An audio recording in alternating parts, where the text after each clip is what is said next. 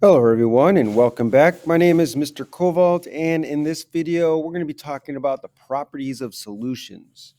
So let's get into this. The first thing we want to do is remind ourselves about the classification of matter and how things are broken down and where solutions lie in this classification. So the first thing you want to notice is at the bottom here. To get there, let's take a look at matter. So matter is separated into two parts and we can understand the separation by answering the question, can it be separated by a physical means? So if it can be separated physically, if we have something that can be physically separated, then what we have is a mixture. If it's not physically separated by, if it's not separated by physical means, then it is not a mixture. It'll be a pure substance. And so in this case, you can only separate the parts by some chemical means. So if it's a mixture, then the next question to ask yourself is the composition uniform? Does it look the same throughout? Does the mixture look like one substance, or does it look like a mixture? Right? Can you tell by looking at it that it's a mixture? If not, then or if it does look uniform, meaning that it looks like one substance when you look at it, um, then it's a homogeneous mixture. If it doesn't look like one thing, if it looks like it's a mixture by looking at it, then it's a heterogeneous mixture. But on the pure substance side, the question is, can it be decomposed by ordinary chemical means, right? So can you decompose it into separate substances that are different? If not, then what you have is an element. If you can separate it further by chemical means into different substances, then you have some sort of compound. The the group or category that we're going to be focused on here are the homogeneous mixtures, and the homogeneous mixtures are called by another name solutions. So solutions are the homogeneous mixtures. They're one and the same thing. So when we talk about homogeneous mixtures or solutions, we're talking about the same thing. So solutions are indeed the homogeneous mixtures. So what we have to first talk about is some vocabulary when we're talking about solutions. Solutions involve what are called a solute and a solvent. So a solute is a substance that is being dissolved in the solution. It's what's being dissolved, right? So for example, salt in water, right? The salt is being dissolved in the water. So in this case, salt is what we call the solute. And then the solvent here, the solvent is what is doing the dissolving, right? It's the thing that in which something is being dissolved, right? So we'll get so we'll talk about solvent. The water is usually the solvent. So salt is the solute in salt water. So salt is being dissolved in the water. And here, sugar in soda drinks or Coke, that's going to be the solute in the soda or in the cola. So carbon dioxide in soda drinks. So carbon dioxide is being dissolved in soda drinks as well. So carbon dioxide is a solute. So solutes can be solids or it could be gases. So it's whatever's being dissolved in the solution. Solvent, as I said, is what's doing the dissolving. So for example, the water in salt water. So we have the salt being dissolved in the salt water, and the water in the salt water is what's dissolving the salt. So water is the solvent. And as you can see, the solute and the solvent together, it gives you the solution. So water in the soda, water in the salt water, in both cases, water is the solvent. So solvent plus solute gives you the solution. So solution is the combination of the two. So you have to remember that. So the thing being dissolved and the solvent that's doing the dissolving are combined, and that's called the solution. So they're mixed together. The solute and the solvent are mixed together to form a solution, which is a homogeneous mixture. So the salt water is a homogeneous mixture. The soda with the sugar or the carbon dioxide gas is uh, a solution.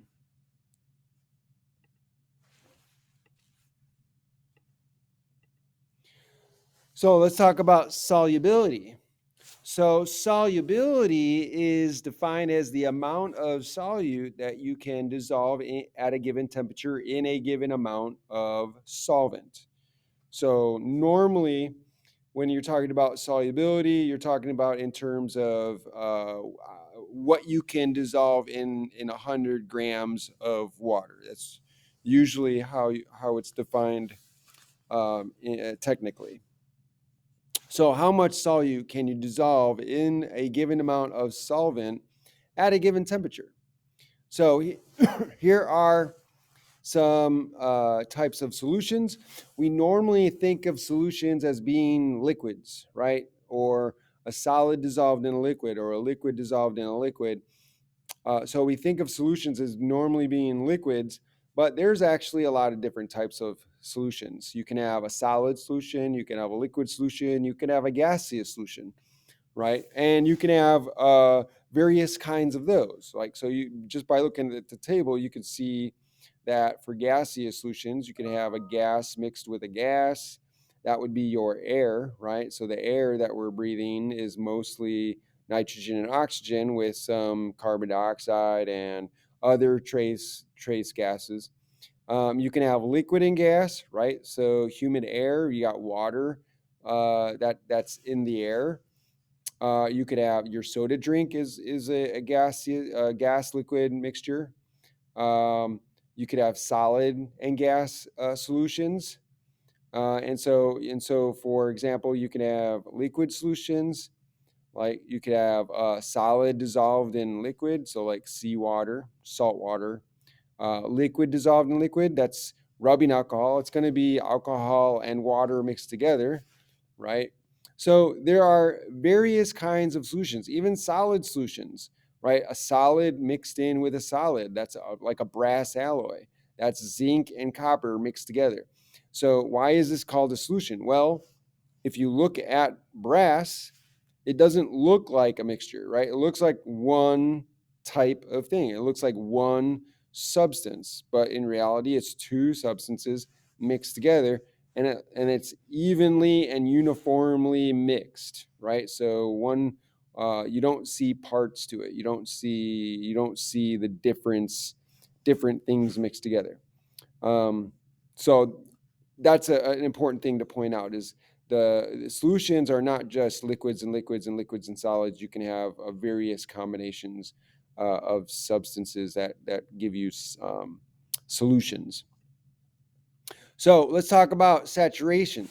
So how much of a solute is dissolved in your solvent is going to determine whether it's saturated or not. So let's talk about saturation. So saturated solutions, what we mean by saturated is that we have the maximum amount of solute dissolved at that whatever particular temperature, right? So if we can't dissolve anymore, then we reach the maximum amount. So at that point, we've dissolved all that we can and it's saturated. We can't dissolve any more solid in our solvent. We can't dissolve any more in our solvent. An unsaturated solution, this tells us that we haven't reached the max yet, right? So we've dissolved a certain amount of our solute in our solvent, but we haven't reached the max. So we could actually dissolve more if we want to. So it's less than the maximum amount that's dissolved. So if you put more solute into your solution, it will dissolve. In a saturated solution, if you put more of your solute into a saturated solution, it's not going to dissolve because you've already reached the max amount that you can dissolve. And a supersaturated solution is one in which you have more than the maximum amount of solute dissolved, right? So that seems like it's impossible. Like, how can you dissolve more than the max, right? Well, there is a way to do that. So one way in which you do that is since we know that the amount of solute that you can dissolve increases when you increase temperature. So if you increase the temperature and make something pretty hot, that allows you to dissolve more solute. So once you get the solute, more solute to dissolve, what you do is you cool it down really slowly. And so if you cool it down really slowly, you can get the solute to stay in the solution at the lower temperature. And so then you'd have a super saturated solution at that lower temperature. But this is a very unstable situation, right? So if you do anything to the solution, if you jar it, or if you bump into it, or if you shake it just a little bit, or maybe if you throw a little crystal inside, or if you like scratch the inside of the container with like a glass stirring rod or something like that, you can get the crystals that are dissolved, the extra crystals that are dissolved in your solution will come out and crystallize. And so here, let me play this quick video to show you what I'm talking about.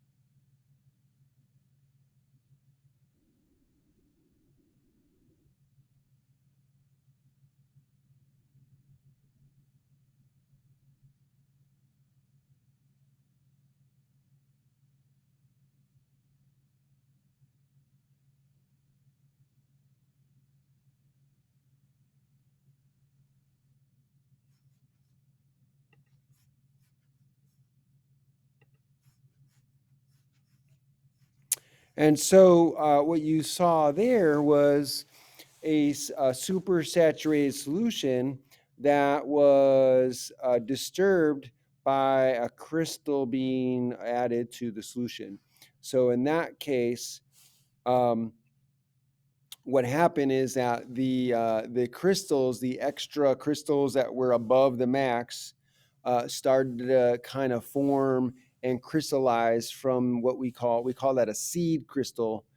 And so again, you could have got the crystals to form by shaking the flask a little bit. That probably would have worked. Or if you took a glass stir rod and scratched the inside of the container, that probably would have caused some vibrations that would have triggered the crystallization of the extra salt that was dissolved.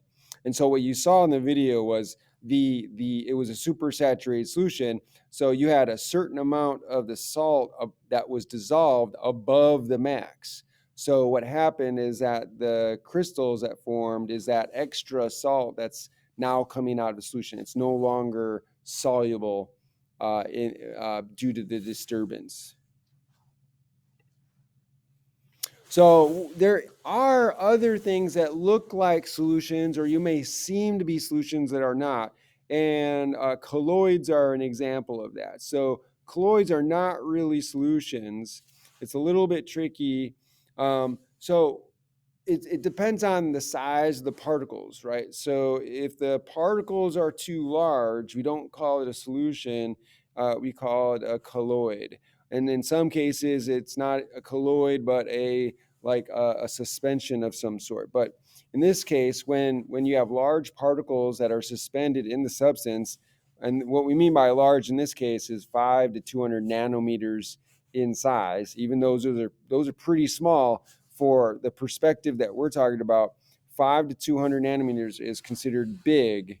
And so when you have something like that, It's not a solution, it's a colloid. And so here examples would be where you have fat molecules suspended in milk, right? Fat molecules are pretty huge, and so to mix that in with milk, it wouldn't be a solution, it would be a colloid. Whipped cream, butter, mayo, those are not solutions, technically speaking, they are colloids. Air bubbles suspended in foam rubbers, right? So you have these foam rubbers and you have air bubbles suspended in there. That would be an example of a colloid. Color particles suspended in glass, right? Or paint or cosmetics. When you have that colored glass or colored paint or cosmetics, again, those are not solutions. Those are going to be colloids. Some other examples are fog, smoke, clouds, aerosols. So those are going to be examples of where you have particles that are mixed in with the air. So fog, you have dirt particles and other exhaust stuff coming from smoke, things like that. So again, those are not going to be they're not going to be solutions. They're going to be colloids. So let's talk about the effects of temperature and pressure on solubility. So when you raise the temperature, we all have experience where if you raise the temperature of, say, let's say your coffee, you're trying to get your sugar to dissolve. Sugar dissolves and is more soluble in hot coffee versus cold coffee. We all have experience that when you put something in a hot water or something that's hot, it dissolves a lot more quickly than in cold. Pressure can also affect solubility, right? So gases and solids are affected in different ways, right? So I'll talk a little bit about this. So when we're talking about solids dissolving, as I said, when you raise temperature, according to this graph, as you raise the temperature of the substance, of the solution, the solubility goes up. So solubility increases as temperature increases. This is for solids. Like, so if I want to dissolve sugar in water or sugar in my coffee, it helps the dissolving process to raise the temperature of my coffee or my water that I am trying to dissolve the salt or the sugar in. So this is the relationship of temperature to solubility for solids. Now for gases, it's a different graph. So for gases, when you raise the temperature of the solution, the solubility of gases goes down. You can't dissolve as much gas in a hot liquid versus a cold one. So think about the carbonation in your drink. Think about the fizziness of your drink. When you have, say, a Coke or a Pepsi or something like that, you notice that when the Coke or Pepsi or soda that you have is cold, it keeps its carbonated fizziness longer. But if you let it sit out and it gets warmed up, you'll notice that it goes flat. It loses its fizziness, it loses its carbonation. And that's because the carbon dioxide that was dissolved in your drink is gone, right? It's not as soluble at the higher temperature. This is why it's important, like if you want to keep your drink or your Coke, if you want to keep the fizziness longer, you should keep it in the fridge while you're drinking it, or as you if keeping it for later. So again, temperature. So for solids, the increase in temperature causes an increase in solubility. For gases, the solubility decreases. And you can understand this from a particular point of view. Like if you think about it from the atomic viewpoint or molecular viewpoint, if you remember that as temperature increases, the speed of molecules increases. So solids, if you are trying to dissolve something in a liquid, if you have a solid, raising the temperature causes the particles to move faster. So the particles in the solid are much more easily able to be pulled apart by the solvent because they're moving faster and you're overcoming those intermolecular forces. And so it dissolves more quickly, more easily uh, at higher temperatures. Gases, on the other hand, right? Same reasoning applies to gas particles in your drink, right? So if you have a Coke and you have carbon dioxide molecules dissolved in your Coke, remember, raising the temperature increases the speed of the molecules, including the carbon dioxide molecules. So if those carbon dioxide molecules are moving faster, those those carbon dioxide molecules will be able to break free. They're going to break free from the intermolecular forces of the water that's holding them in. So when they come to the surface, if they have a high enough speed, they can break free and become a gas. So they can break free from the surface and go from being dissolved in your liquid to just being gas in the air. So because of that, gases have less solubility. So it's the same reasoning applied to two different situations that has two different effects, one on solids, one on gases. And what about pressure? Well, increasing pressure is going to increase the solubility of the gas, right? So increasing temperature will decrease the solubility of the gas. Increasing pressure will increase the solubility of the gas. So again, temperature decreases the solubility of gases, pressure increases the solubility of gases. Um, and so again, the reason for that is one way you can think of it is, well, if I am increasing the pressure of the gas above my liquid, then that means what's happening is that the gas particles are hitting the surface of the solution much more readily. And so there's going to be more collisions with the surface and more likelihood that the gas particles will get absorbed into the solution. And so it's a little bit more complicated. You have to think about in terms of the vapor pressure of the liquid. And so if you increase the pressure, then above vapor pressure, then what's going to happen is that the more particles are going to be absorbed into the liquid than not. But the overall result is that increasing pressure, is going to increase the solubility of gases in your solution. So here we have a solubility chart or solubility chart or solubility graph.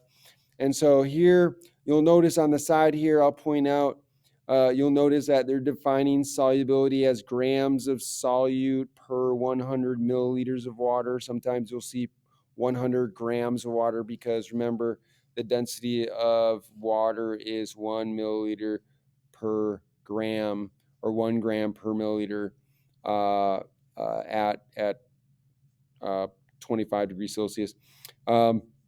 So just to point out that so that's how solubility is normally defined. It's the number of grams of solute per 100 milliliters of water or per 100 grams of water. And so you'll notice that the solubility of the solids, these are salts. So we have KNO3, potassium nitrate. We have ammonium chloride here, potassium chloride, sodium chloride. And so these are the solubility. This is how soluble these salts are under different temperatures. And you can see that as you raise the temperature, the solubility of the salts go up, some faster than others. Here you can see that potassium nitrate increases quite a bit as you increase the temperature just a little bit, where salt increases but slightly over a longer range. So this is a solubility chart.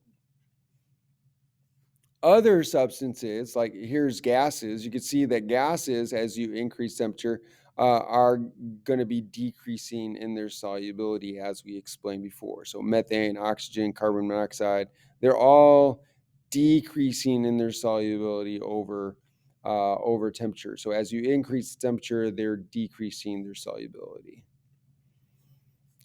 So you can identify the saturation points using a solubility curve. So I can figure out at what temperature what's going to be saturation at a particular temperature. So, for example, if I want to know how much I can dissolve at a particular temperature, I just locate the temperature that I'm interested in. So let's say 50 degrees, and then I go up to the graph, and when I hit the graph, so at this point I hit the graph, now I go across, and this is going to tell me the number of grams per 100 uh, grams of solute per 100 grams of water. Notice here it's grams instead of milliliters now. So this tells me that at 50 degrees Celsius, I should be able to dissolve 90 grams of this potassium nitrate. So this is a potassium nitrate curve. So 90 grams of potassium nitrate should be able to dissolve and saturate my solution at 50 degrees, right? So if I go to a different temperature, let's say I go to 70 degrees, I can then go up to the graph here, and it looks like now I'm at 140. So I go across, and I can see, oh, now at 70 degrees, if I raise temperature to 70 degrees, I can now dissolve 140. So 140 grams dissolved in 100 grams of water at 70 degrees is saturation. So anytime that your temperature, anytime you line up on the line here, any points on the line, that would be a saturated solution. So anytime you have a solution where you end up on the line, the number of grams you dissolved in 100 grams of water fits with that temperature. If you end up on the line, that's saturated. If you have more than you need, if you're in this area of the curve, let's say I have 70 grams dissolved at 20 degrees. So if I go to 20 and I go up to 70, notice that in that particular situation, that solution, 70 grams dissolved in 100 grams of water at 20 degrees Celsius, that would be a super saturated solution, because notice I'm above the line here. But if I had, let's say, 50 degrees, and I had 30 grams dissolved, so I dissolved 30 grams at 50 degrees temperature, then I'm at this point here, 50 degrees, 30 grams. So at this point here, notice I'm below the line. So that means I in that particular situation, that solution is unsaturated, because I can actually dissolve 90 grams of the KNO3 can be dissolved in 100 grams of water at 50 degrees, but I only have 30, so that would be an unsaturated solution. So you can determine whether or not you have a supersaturated, saturated, or unsaturated solution by locating where the point lies in the graph. Is it above the line? Is it below the line? Is it on the line? And so that's the way to determine what this situation is with your solution. Okay. Now, what about solubility? So the solubility curve is going to be more accurate than our general chart, right? So if you remember the solubility chart here, this solubility chart kind of gives you a general idea of what's soluble and what's not soluble, what's always going to be soluble, what's generally insoluble. So if you remember, your alkali metals are always soluble. Things like acetate ions, anything with acetate, nitrate, chlorate, those are always going to be soluble, right? So these are always soluble if you have those, or generally soluble, right? So we know that chlorides, bromides, and iodides are going to be soluble in water, except, of course, if you have silver lead 2 ion or your mercury 1 ion, those are not going to be soluble. These are exceptions. So these are insoluble and these are soluble. So these are general rules that are fairly accurate, but your solubility curve is going to be a lot more accurate because it's going to tell you at what temperature. You can figure out exactly how much is going to be dissolved at a particular temperature. So although this is good to use to determine whether or not generally your salt is insoluble or soluble, um, then the solubility curve is going to be more accurate. So what about dissolving things? So when molecules of solute are surrounded by water molecules of solvent, or I should say water, but water is normally the solvent, but whatever your solvent is, um, when the solute is surrounded by the solvent, molecules of the solvent, and are pulled apart from the solute molecules, that's dissolving, right? So we're pulling the molecules apart, right? But we're not dismantling the compound. We're not pulling the molecules into pieces. We're not breaking the molecules apart. We're just pulling the molecules away from each other. And I'll show you a picture of what that looks like. We use the word dissociate, however, when we're kind of pulling the compound apart. This is usually used in terms of like salts being dissolved in water, because salts are made up of ions that are put together. You have positive ion, negative ion, and so those are going to be dissociated because the water molecules are going to pull them apart. So when an ionic compound has its ionic bonds disrupted by the solvent molecules and break into its individual ions, we call that dissociating. When the molecules are not, dismantled or pulled it apart into pieces, but the molecules are pulled away from each other, that's called dissolving. So let's get that brings us to electrolytes. So ionic solutes that dissociate. Electrolytes are ionic solutes that dissociate. They come apart into ions in solution. So here's an example. You have sodium chloride.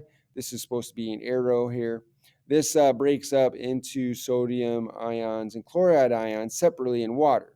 So remember, aqueous means dissolved in water.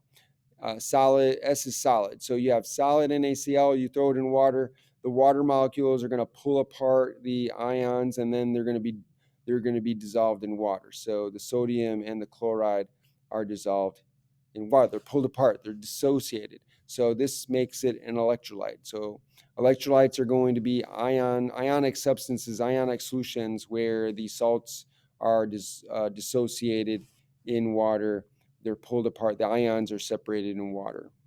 So they can conduct electricity because the charged particles can move freely, like electrons. They can move freely in the solution. So charged particles, like ions, if they can move freely in solutions, then that's what allows for the conducting electricity. So what about non-electrolytes? Non-electrolytes are basically covalent solvents, or covalent solutes, non-ionic solutes that do not dissociate. They dissolve, but they're not going to dissociate into different parts like ions. So they're not really going to have charged particles.